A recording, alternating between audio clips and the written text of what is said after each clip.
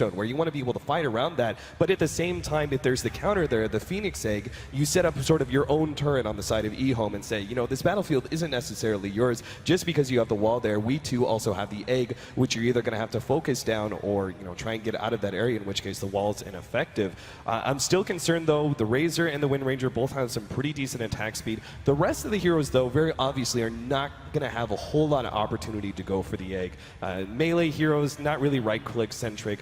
I feel like Ehome had the right choice in the Phoenix, but they're definitely going to have to focus their disables on the Wind Ranger when they pop it. Yeah, and I think we saw Ehome run this combination, almost this exact same lineup against, I believe it was Secret. They had CTY playing the Storm, they had the Phoenix Winter Wyvern combo, and you know, we saw them mess up with it in the beginning, but as the game grew on, it seemed like they got more comfortable with the combination, and it seems like this is their pocket pick. The Storm, Winter Wyvern, Phoenix combo. You have to focus so much on killing the egg, then you've got to deal with the Winter's Curse, and then you've got the Storm that you pretty much have to ignore while you kill the egg. So I think it's a really neat combination that pretty much shores up all the weaknesses. And yeah, if they get a Winter's Curse on the Wind Ranger and happen to catch the Razor in that AoE as well, the Phoenix Egg all but guaranteed to explode at that point. Yeah, exactly. And I mean, I'm just happy to see another Storm game. Haha. It's like they pick it every single time I'm casting. Oh, AUI. He actually lays down a nice little bush ward there to block out both hard camp as well as the pole camp. We'll see if LaNm is actually going to be able to counter that right away. Evil Geniuses are centering up on the bottom bounty rune. Sumail is going to be gunning for that one. They did give him only one shared tango. You notice the stat heavy build. This is very obviously to try and take an early advantage over the CTY Storm Spirit with the quick pickup of the Null Talisman.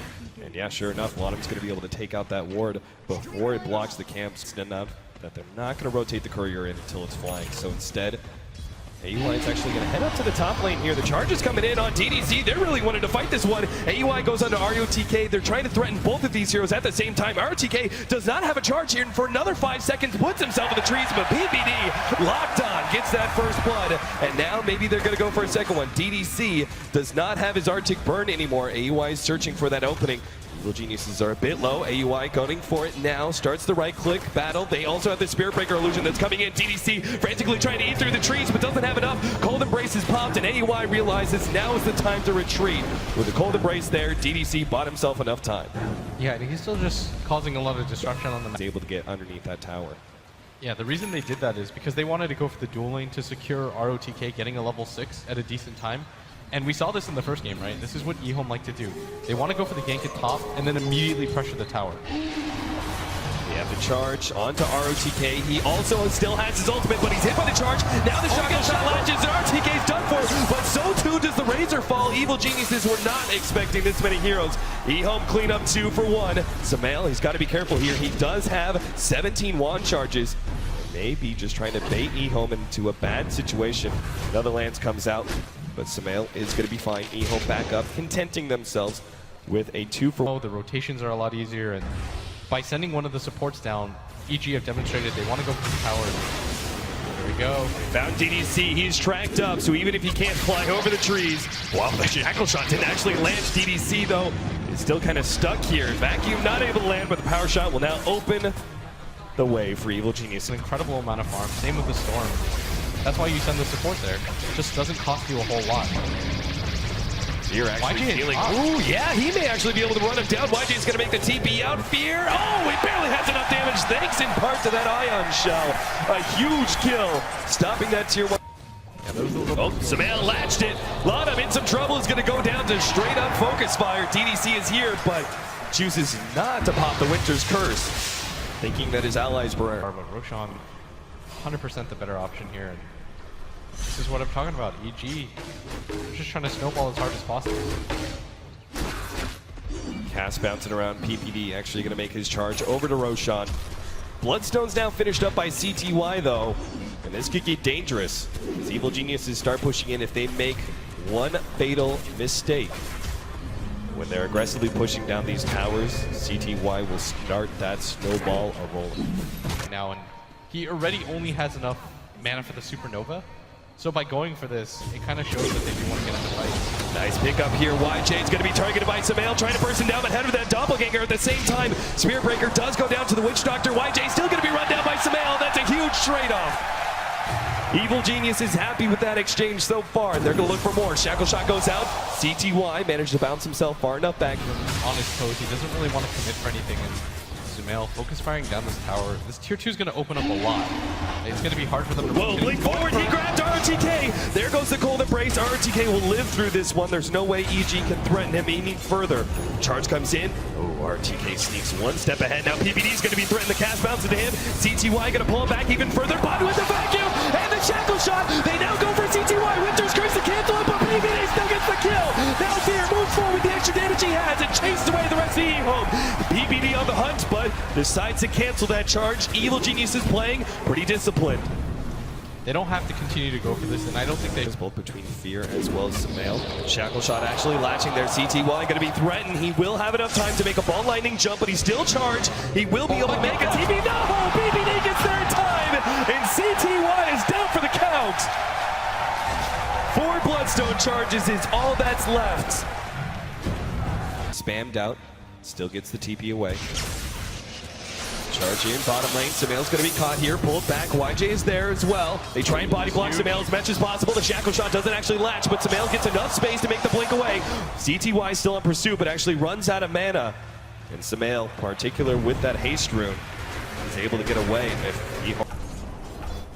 Oh, Sumail going to find another one. LaNm's done for. He makes quick work of that Witch Doctor with the double damage focus, because EG are basically doubling down on the first 35 minutes of the game with every single one of their item choices. The Orchid in particular says that to me. I have an advantage. I'm going to build that advantage even further instead of itemizing late game. TDC almost getting picked off. The vacuum will be enough to be able to finish him. The Orchid being placed on CTY, but EG do not want to be running through that wall unless PPD comes in through the side. Looking for the blink shackle. Traps it. Oh, and he grabs both, but EG not able to capitalize on that one. Can't die past that tier 2 tower. Still very disciplined play by this game. Play smart, play defensive, right. Don't leave your base. It's still a really powerful combination. The egg plus the winner's curse, like they can still do this. And absolutely. They have 2 of the hardest hitting carries in the late game. A Storm Spirit and a Phantom Lancer. They could still feasibly do this, but their fight combination would have to be perfect. Lines there in the bottom lane, and then smoking up and kind of moving around into the middle lane, seeing if they can catch anybody. Sumail's actually going to be caught here by CTY. Oh, he doesn't have Aegis. They're going to commit heavily for that one. They knew the Aegis expired. Great opportunity, and there goes that dominating streak fed to CTY. They're starting to group up as 5. They know for a fact that there's very limited vision on the side of Ehome, who just can't ever leave their base. There is a gem on their side, but it's on DDC, and he can't get too aggressive. Ehome start backing up at the perfect time. 4-man smoke was looking for a pickoff in the middle lane, but they're actually going to find it now in top lane. If they can get both here, this will be huge. DDC just gets melted immediately by Sumail. CTY is going to jump in immediately, working it up. Oh, he has to force the Bloodstone Suicide. YJ, incredibly important. He gets out of this one. Shuriken comes in. Mac actually keeps him alive, but not good enough. Sumail's going to fight some damage. LaNm's going to be caught as well. The shackle shot catches him, and rOtK is sitting there going, what can I do, guys? You've got to force the buybacks. Evil Geniuses are now going to push uphill. And Ehome, they only have a buyback on the Storm Spirit and the Witch Doctor. There will be no Phantom Lancer for this fight. Yeah, I mean, Sumail's just going insane right now. There goes the Winter's Curse. Sumail's kind of caught here. CTY's going to make the large jump. They manage to vacuum in too. rOtK desperately needs to get off that Supernova and does. Sumail's going to fall. And now Ehome on the pursuit. They're going to try and catch some more, but they've only just gotten Sumail. Still a gigantic kill. CTY just runs out of mana, unfortunately, unable to pursue for more. Still, though, they rebuffed Evil Geniuses. That's so incredibly important. This is going to extend to another 60-minute game, I think. Power shot into the pit, and Roshan is revealed. Immediately, Fear will head on in there. They want to take this Roshan, grab the Aegis and Cheese as quick as possible, and go for that uphill push because they have yet to take a Rax, and it's 41 minutes in against a Phantom Lancer and a Storm Spirit. Yeah, in fact, yeah, actually, it's actually Dager.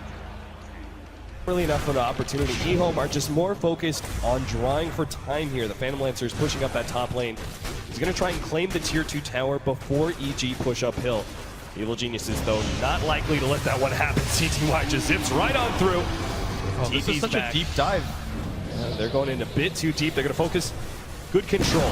Evil Geniuses not diving in too deep, realizing what was happening. Back up, immediately focus down that tier 3 tower. The range Rex is going to go down as well now. And Ehome still have yet to really force that initiation. It's like they're trying to wait this one out. LaNm's going to be caught here. Blink forward by Sumail, immediately arcing it up. But what a great vacuum wall! Catches in for PBD. Charges going for rOtK. Trying to lock down that Phoenix ahead of the Supernova. He will not be able to get it off. Winter Curse played onto Fear. He's going to be dropping low here, but he does have that Aegis to work around.